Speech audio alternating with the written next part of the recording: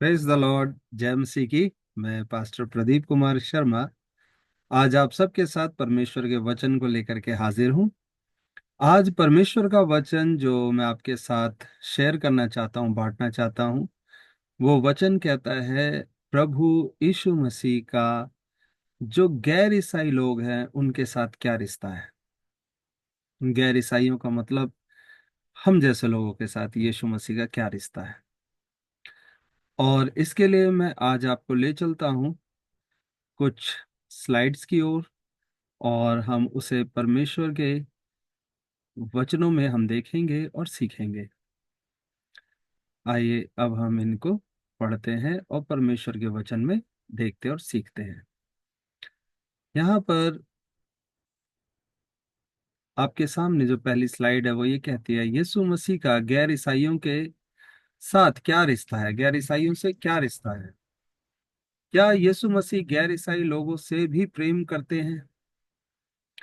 ये बात ध्यान रखने की है कि यहाँ पर मैं जो भी बातें आपके साथ शेयर कर रहा हूँ, ये सभी बातों का जो विषय है, इसका आधार परमेश्वर का वचन पवित्र बाइबल से लिया गया है। और परमेश्वर के बाइबल वचन में जो जो बातें लिखी गई हैं वही आपके साथ में मैं यहाँ पर शेयर करने जा रहा हूँ।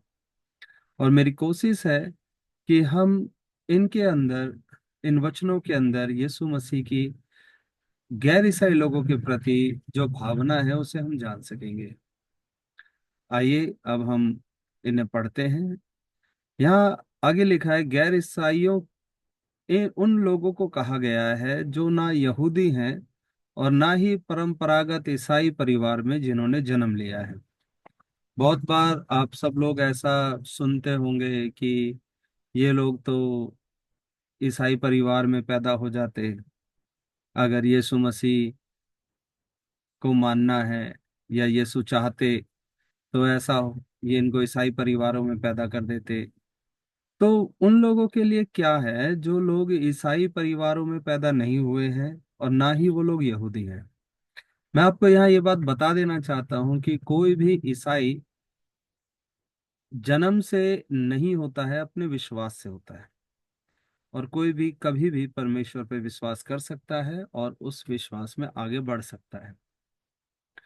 तो यहाँ पर अब हम एक एक करके परमेश्वर के वचन की ओर चलेंगे और देखेंगे कि यहाँ हमारे लिए क्या बातें रखी हैं। यहाँ परमेश्वर के वचन में यहाँ लिखा हुआ है कि शब्द जगत जो है ये गैर ईसाइयों को भी शामिल करता है। मैं आपके साथ एक बात बताना चाहूंगा कि ये जो जगत शब्द आता है, और बाइबल में जहां जहां भी जगत शब्द का जिक्र आता है, तो जगत किसी भी एक जाति के लिए हो नहीं सकता, किसी एक कौम के लिए हो नहीं सकता। तो जगत का मतलब तो पूरी दुनिया है। तो अब हम परमेश्वर के वचन की ओर चलेंगे कि ये जो शब्द जगत है ये गैर ईसाइयों को भी शामिल कर लेता है। और वचन में क्या लिखा है? पिता परमेश्वर ने पुत्र यीशु मसीह को जगत का उद्धारकर्ता करके भेजा है। यीशु मसीह को इस दुनिया में परमेश्वर ने जब भेजा है तो वो किसी एक जाति का या किसी एक कौम का उद्धारकर्ता बना के नहीं भेजा, परंतु लिखा है जगत का उद्धारकर्ता करके भेजा है। ये पहला यूहन्ना अध्याय 4 और वचन 14 में ऐसे लिखा हुआ है। जब यीशु मसीह जगत का उद्धारकर्ता होकर आए हैं तो उसने गैर ईसाइयों को अलग नहीं छोड़ा है।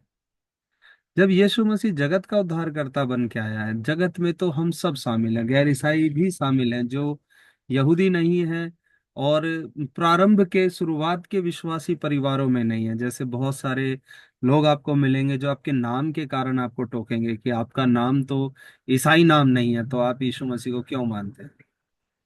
कोई भी व्यक्ति यीशु मसीह को मान सकता है, और प्रभु यीशु मसीह जगत के उद्धारकर्ता बन के आए हैं। जब कोई यीशु को मान लेता है तो यह किसी भी तरीके से बाइबल में ऐसा दबाव नहीं है, ना ही ये बात कही गई है कि उसको अपना नाम भी बदलना पड़ेगा। ऐसा कुछ भी नहीं है। और नाम बदलने के विषय में मैं एक अलग से चाहूंगा, किसी दिन परमेश्वर मेरी अगुवाई करेंगे तो मैं उसके ऊपर भी एक शिक्षा बनाऊंगा। तो परमेश्वर ऐसे नाम नहीं बदलते हैं जैसा लोगों ने सिद्धांत बना लिया है कि आपने यीशु मसीह को ग्रहण कर लिया है तो आपका नाम बदलना चाहिए। मैं पिछले दिनों किसी डिबेट में देख रहा था कि इस तरीके से कुछ लोग बोल रहे थे। तो उनको ये बात जानना चाहिए कि यीशु मसीह गैर ईसाई लोगों से भी प्रेम करता है, वो जगत का उद्धार करता है, और हम सब इस जगत के हिस्से हैं, हम सब इस जगत के अंदर हमने जन्म लिया है। तो दूसरा अब बिंदु यहाँ पर है, यदि यीशु मसीह गैर ईसाइयों का उद्धार नहीं करता है तो वह जगत का उद्धार करता नहीं कहला सकता है। तो प्रभु यीशु मसीह का जो टाइटल है, जो उसका नाम है, जो उसकी महिमा है कि वो जगत का उद्धार करता है, अगर वो गैर ईसाइयों का उद्धार नहीं कर सकता है, अगर वो गैर ईसाइयों को प्रेम नहीं कर सकता है, तो फिर वो जगत का उद्धार करता नहीं कहला सकता। तो आगे हम चलेंगे। अगली स्लाइड में हम देखते हैं, यीशु मसीह ने जगत के पापों का प्रायश्चित किया है। प्रभु यीशु ने किसी भी एक जाति के लिए प्रायश्चित नहीं किया, एक के लिए बलिदान नहीं दिया, परंतु वचन में लिखा है कि यीशु मसीह ने पापों का जो प्रायश्चित किया है, लोगों के गुनाहों के लिए जो अपना बलिदान दिया है, वो जगत के सब लोगों के लिए दिया है, सभी लोगों के लिए। कितनी ही प्रकार की जातियां हैं, मैं कभी कभी अध्ययन करता हूं तो पता चलता है कि इस दुनिया में लगभग लगभग 8,000 प्रकार के बोली और भाषा बोले जाते हैं, और इतने ही तरह के पीपल ग्रुप्स हैं, जन समूह इस दुनिया में बसे हुए हैं। और यीशु मसीह किसी एक जाति के लिए नहीं, वरन पूरे जगत के पापों का प्रायश्चित किया है। तो पहला यूहन्ना की पत्री अध्याय 2 वचन 2 में लिखा है कि वही अर्थात यीशु मसीह हमारे पापों का प्रायश्चित है, और केवल हमारे ही नहीं वरन सारे जगत के पापों का भी। तो यीशु मसीह सारे जगत के पापों का प्रायश्चित बना है, वो किसी एक कौम का नहीं बना है। ऐसा ना कोई सोचे कि भाई मैं तो ईसाई परिवार में पैदा नहीं हुआ हूं तो यीशु मसीह में मुझे कुछ भी उम्मीद नहीं, कुछ भी आशा नहीं है। ऐसा बिल्कुल भी नहीं है। यीशु मसीह सारे जगत के लिए प्रायश्चित किया है उन्होंने, तो सारा जगत इसमें शामिल है। जो कोई भी इच्छा रखता है और यीशु मसीह की आशीष पाना चाहता है, वो बस विश्वास करे और प्रभु यीशु की आशीष उसको मिल जाएगी। यूहन्ना के सुसमाचार अध्याय 1 और वचन 29 में लिखा है, देखो यह परमेश्वर का मेमना है, यह परमेश्वर का मेमना है जो जगत का पाप उठा ले जाता है। या इंग्लिश में भी लिखा है, behold the lamb of God who takes away the sin of the world.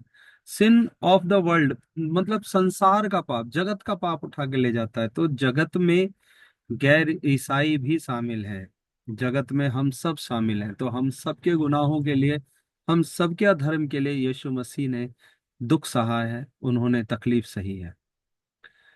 आगे लिखा है, यीशु मसीह के मंदिर में सब जा सकते हैं। ये किसी के ऊपर पाबंदी नहीं बनाता कि प्रभु यीशु की प्रार्थना में कोई व्यक्ति जा सकता है और कोई नहीं जा सकता। जो मनुष्यों के बनाए हुए प्रार्थना स्थल हैं, वहां पर मनुष्यों के अपने नियम लागू होते हैं, वो अपने नियम चलाते हैं, वहां कोई किसी को भी कुछ कह सकता है। लेकिन सार्वभौमिक तौर पर, यूनिवर्सल तौर पर और परमेश्वर की इच्छा के अनुसार यीशु मसीह की प्रार्थना का जो मंदिर है उसमें सब लोग जा सकते हैं। प्रभु यीशु ने खुद ये बात कही थी। यीशु मसीह ने मरकुस के सुसमाचार अध्याय 11 वचन 17 में कहा था, मेरा घर सब जातियों के लिए प्रार्थना का घर कहलाएगा। तो प्रभु यीशु के प्रार्थना के घर में सभी जातियों का स्वागत है, तो गैर ईसाई कोई बाहर नहीं रह गए। प्रभु ने उनको भी अवसर दिया है। कितना बड़ा अन्याय होता यदि प्रभु यीशु मसीह कहते कि नहीं, मेरा प्रार्थना का घर बस कुछ इन गिनी चुनी जातियों के लिए है। तो प्रभु यीशु, हम उनको कहते हैं कि पक्षपात कर रहे हैं, अन्यायी है। लेकिन यीशु ने कोई ऐसा कारण नहीं छोड़ा जहां पर कोई व्यक्ति इस बात का दोष लगा सकता है कि प्रभु मुझे प्यार नहीं करते। लेकिन प्रभु ने सबको प्यार किया और कहा है कि मेरा घर सब जातियों के लिए प्रार्थना का घर होगा। और यहाँ मैंने लिखा है, सब जातियों में गैर ईसाई भी शामिल हैं। ये चीज तो अब बताने की रह नहीं गई, बस आपको ये चीज समझ में आनी चाहिए। क्या कोई गैर ईसाई भी यीशु मसीह से प्रार्थना कर सकता है? कोई गैर ईसाई भी यीशु मसीह से प्रार्थना कर सकता है? क्या मैं अपने घर में प्रार्थना कर सकता हूँ? क्या आप यीशु मसीह से प्रार्थना कर सकते हैं? तो इसका उत्तर है हाँ। परमेश्वर किसी का पक्षपात नहीं करता। वचन में लिखा है जो परमेश्वर है और जो परमेश्वर के पद पर बैठा हुआ है, उसके लिए धरती का कोई भी मनुष्य भेदभाव वो नहीं करता। हाँ, वो चुनता है लोगों को, और जब कोई लोग चुनने के बाद भी अवहेलना कर दे और परमेश्वर की ना सुने, तो परमेश्वर को इस बात का दुख जरूर लगता है और वो फिर किसी और को चुनता है।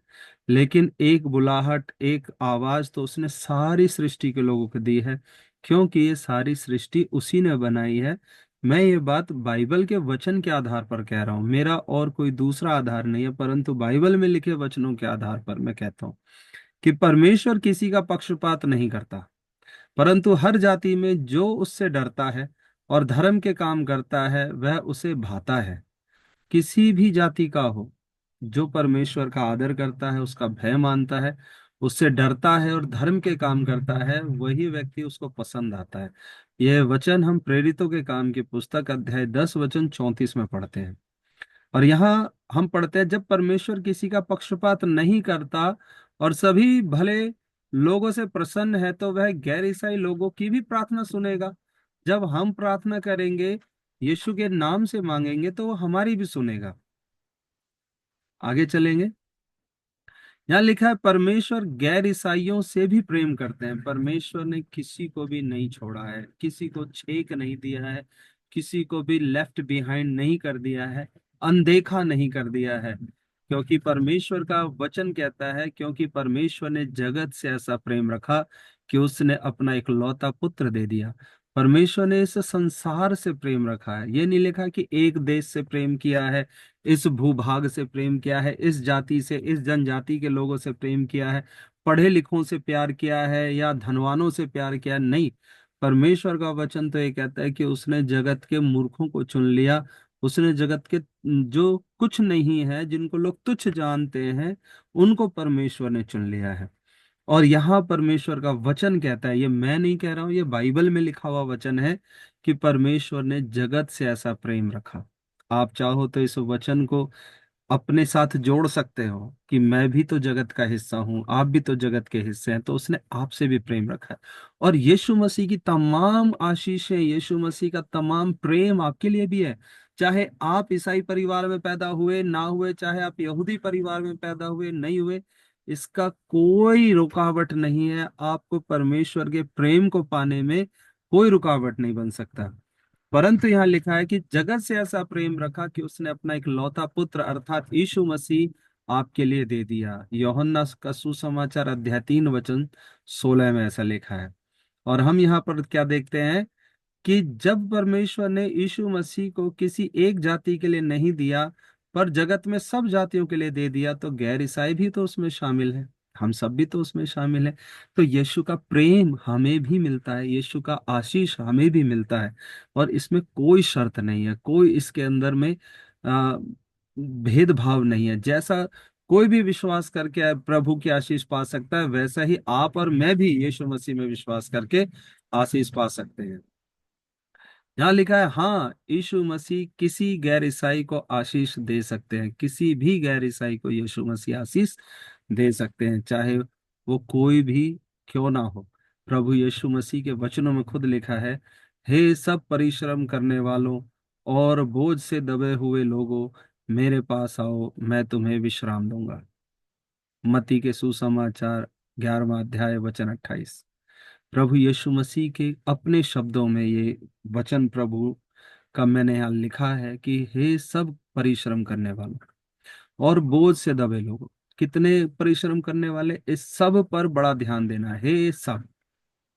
तो इस सब में गैर ईसाई भी शामिल हैं, चाहे वो किसी भी देश के क्यों ना हो। जो टूटा है, टूटे मन का व्यक्ति है, वो सब इसके अंदर शामिल हो जाते हैं। प्रभु कहते हैं परिश्रम करने वाले और बोझ से दबे, अगर आज तुम दुखी हो, लिखा है मेरे पास आओ, मैं तुम्हें विश्राम दूंगा। तो यीशु मसीह का निमंत्रण सब लोगों के लिए है। यह बुलाहट सबके लिए है, और सब में गैर ईसाई भी शामिल है। कोई गैर ईसाई यीशु मसीह से यह शिकायत नहीं कर सकता कि आपने मुझे नहीं बुलाया।